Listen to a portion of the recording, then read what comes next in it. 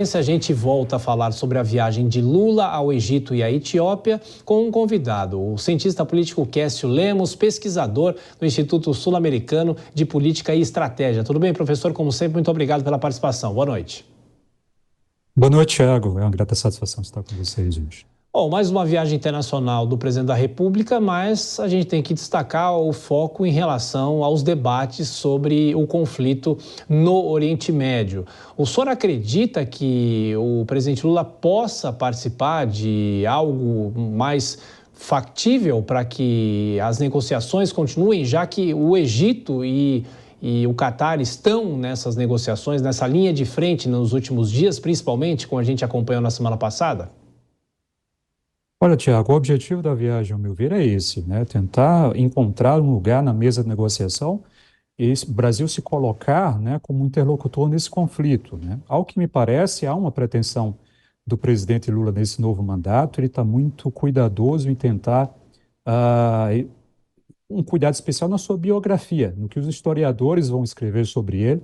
E o Lula ele tem procurado tentar engajar-se, né, em eventos internacionais. Foi assim durante o início da guerra na Ucrânia, tentou se colocar como interlocutor no conflito, né? Teve umas declarações polêmicas que acabaram criando litígios com alguns atores do bloco ocidental. O próprio Zelensky ficou contrariado com algumas declarações dele, e agora o presidente se volta para a questão Israelo-Palestina, né? À medida em que a evolução do conflito vai se dando, há uma expectativa de que haja um cessar-fogo, né?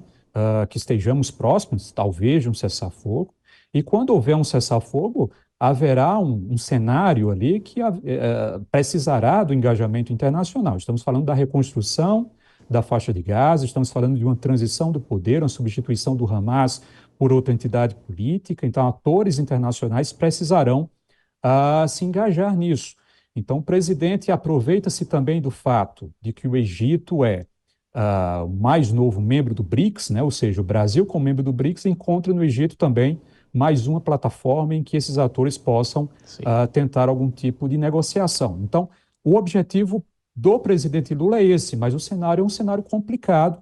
Mas, ao meu ver, a escolha do Egito, se tem um ator que pode sim colocar o Brasil nas rotas das negociações, é o Egito, pela centralidade que ele tem no conflito. Sim, o professor, faz alguma diferença o grupo dos BRICS agora mais ampliado no peso dessas negociações, ou o senhor acha que isso é irrelevante, é um grupo importante mais economicamente do que para ajudar numa diplomacia como essa?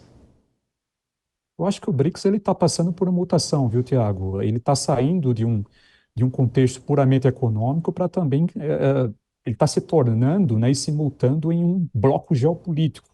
Então, a grande, a esmagadora maioria dos países que estão no bloco hoje, eles têm um espectro político definido, que é esse espectro contestador da ordem internacional, uma ordem criada pelos Estados Unidos. Então, ao meu ver, os países têm muito em comum nesse novo bloco geopolítico, e isso pode facilitar negociações em determinadas questões, né? No entanto, ao meu ver, há outros entraves também que são importantes a gente salientar aqui também, que é a posição brasileira, que muitas vezes tem sido questionada por grupos que são favoráveis a Israel, né? A postura de líderes do governo, isso pode dificultar essa interlocução. Agora, por parte do Egito, ao que parece, há uma aproximação, né, que se deu nos últimos meses, principalmente mediante as negociações para que brasileiros que estavam em Gaza saíssem da região durante o conflito, aproximou os dois governos, né? E, naturalmente, essa expansão do BRICS oferece uma plataforma a mais de negociação que pode ajudar o Brasil futuramente, quem sabe. Agora, o interessante é a participação da China, né, da China não, perdão, da Rússia nos BRICS. Como que o país se posiciona por uma guerra no Oriente Médio, já que está em guerra no leste europeu? Isso é curioso, não é, professor?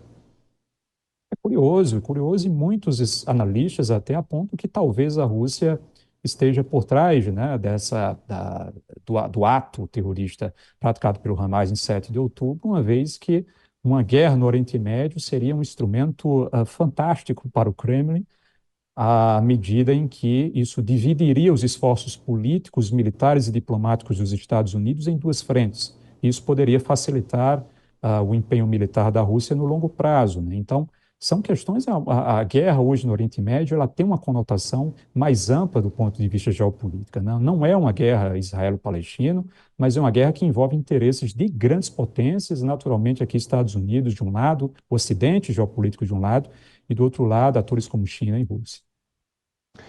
Bom, conversamos com o cientista político Kécio Lemos, pesquisador no Instituto Sul-Americano de Política e Estratégia. Muito obrigado mais uma vez pela entrevista. Até a próxima. Um abraço.